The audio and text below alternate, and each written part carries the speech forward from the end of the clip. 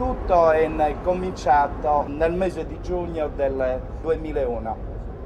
È venuto qua in vacanza in Sardegna un ricercatore del CNR e aveva la brutta abitudine di raccogliere, lui li chiamava bioindicatori, raccolse delle lumachine, raccolse dei rigurgiti d'uccello, raccolse dei muschi e dei licheni e poi li portò a Roma e li analizzò.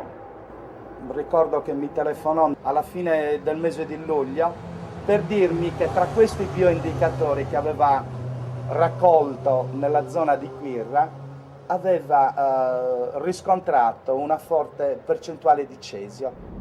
Allora abbiamo indagato e nello stesso tempo abbiamo scoperto che nella frazione di Quirra, tra la popolazione civile, alcune persone si erano ammalate di tumori al sistema emolinfatico. Dunque la frazione di Quirra, che si trova ad un tiro di schioppo dal poligono a mare di Capo San Lorenzo, fa 120 abitanti. Praticamente su 120 abitanti, 12 abitanti, quindi oltre il 10%, erano stati colpiti da questo tipo di patologia tumorale.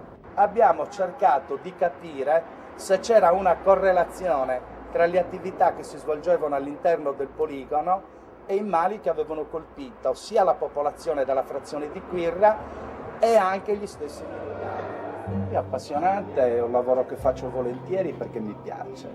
Un lavoro che non è che renda dal punto di vista dei soldi, però francamente ho avuto anche altre opportunità di lavoro, però preferisco fare l'insegnante perché è un lavoro che mi gratifica. Scrivo per un giornale che ha la brutta abitudine, ho il pregio di dire la verità e di non essere al servizio dei potenti.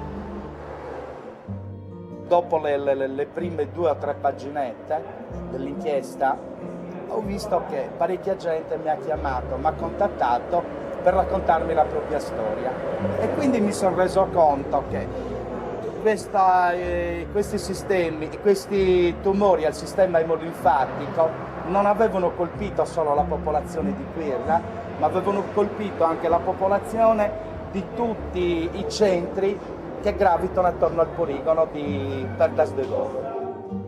Oggi siamo riusciti a creare una coscienza tra la gente e devo dire che ultimamente, anche sotto l'impulso di questa nostra inchiesta, nel territorio sono nati dei comitati che appunto si stanno battendo perché venga fatta luce su queste cose. È probabile, anche se i militari neghino, che proiettili all'uranio impoverito siano stati usati nelle esercitazioni che si sono svolte nel poligono interforze del Salto di Quirra. Non per niente un poligono sperimentale. Che tipo di poligono sperimentale sarebbe se le armi all'uranio impoverito non fossero state tastate nel territorio?